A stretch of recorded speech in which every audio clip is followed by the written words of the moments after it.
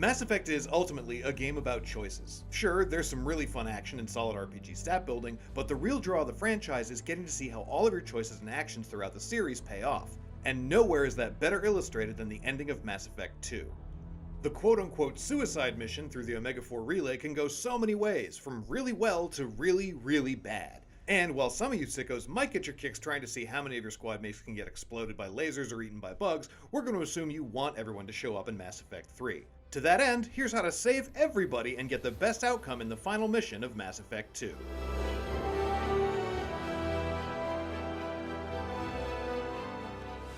Now, there's a lot to go over, so this is going to be a bit condensed. We've got a full breakdown in our Mass Effect 2 guide on IGN.com if you want to get into every single detail about how this mission could possibly play out, but these are the basics of how to ensure the best possible outcome for you and your crew.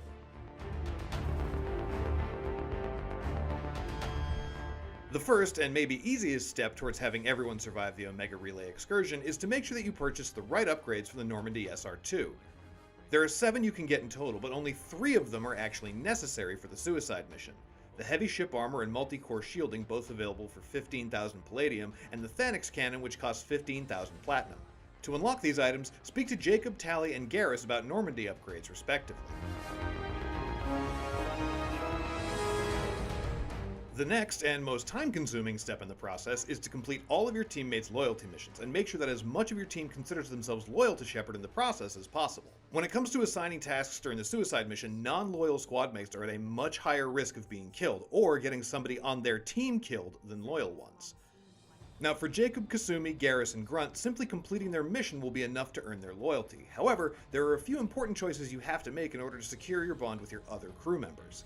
It's worth noting that many of these decisions require you to unlock Charm and Intimidate options to resolve each situation. Because of this, saving these missions for later and consistently picking Paragon or Renegade options beforehand will make the following scenarios go much more smoothly. First up, Zaid Masani. In his loyalty mission, The Price of Revenge, you can either choose to save some innocents or ignore them and go after Zaid's rival, Vito. Now, if your Paragon rating is high enough, you can still earn Zaid's loyalty if you rescue the workers, or you can just follow Zaid to kill Vito, earn some Renegade points, and unlock it automatically. Next up are Jack and Miranda. Once you complete both their loyalty missions, they'll get into a fight on board the Normandy. If your Paragon or Renegade level is high enough, you'll be able to squash this beef right here, but if it's not, you can side with one of them now. If you're trying to romance either of them, you should probably pick that one, and talk to the other one later once you've leveled up either of those Charm or Intimidate options to get them back on board. As long as she does her job, we'll be fine. For Samara, you can pass her mission but not earn her loyalty, but honestly you sort of have to try to do that, so just make sure that you pass at least 3 bar activities, which mostly boil down to not walking away from any of them, and don't let Morinth lose interest when you're chatting her up. If you're really leaning into your Renegade side, of course, you can betray Samara and have Morinth join your team instead, already loyal to you. Thane and Tali both have similar situations where you can technically complete their missions, but they won't be loyal squad mates. For Thane, you need to keep accurate tabs on the Turian assassin and prevent him from completing a hit, and Tali's loyalty require that you finish her mission without presenting evidence against her father to the Quarian Council. You'll run into one more hurdle with Tali after completing both her and Legion's loyalty missions, similar to what happened between Jack and Miranda. This again comes down to having a high enough Paragon or Renegade score that you're able to either end the fight right when it starts, or side with one of them and try to patch things up later once you've unlocked the necessary Charm or Intimidate ranks. Just be warned that if you're trying to romance Tali, you're going to need to side with her if you don't want to lock yourself out of those purple alien smooches. The last thing to do before calling yourself ready to pass through the Omega-4 relay is to locate and install the Reaper IFF. It's a required mission, so you can't skip it, but when you undertake this mission can have huge implications once you reach the endgame.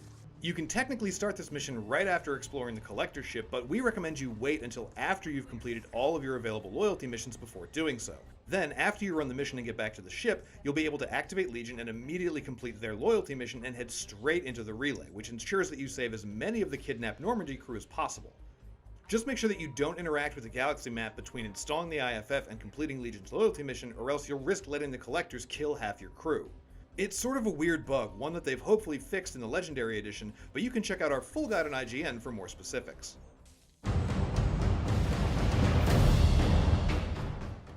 Okay, now that you've got all that sorted, the Normandy is fully upgraded, all of your crew is officially at ride or die status, it's time to make the jump through the Omega-4 relay. Thanks to all the enhancements you've made to your ship, nobody's going to beef it as you reach the other side of the relay, but once you land, you'll still have some decisions to make. Here are all the specialists to assign as you make your way through the Collector base. When picking the Vent Specialist, pick Tali, Kasumi, or Legion. Picking Tali can result in some unique dialogue in Mass Effect 3.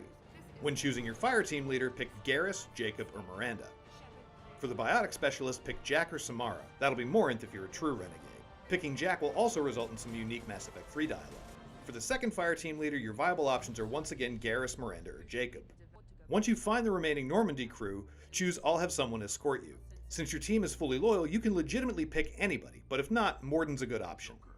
Once you've gotten this far, the only decision left to make is who to bring with you into the final battle, and since your entire crew is loyal, you can really pick any of them. You can take Miranda along for some unique dialogue, or a special someone if you've been romancing anybody, but ultimately, since you've worked so hard to gain the team's loyalty, at this point you've locked in the best case scenario. Well, if of course you can avoid getting crushed by that giant skeleton monster. For more on Mass Effect, including how to get the exact opposite outcome from this, you monster, as well as a full list of updates for the Legendary Edition and more, be sure to check out our full guide on IGN.com. For all your other Paragon or Renegade actions, you're already in the right place here at IGN.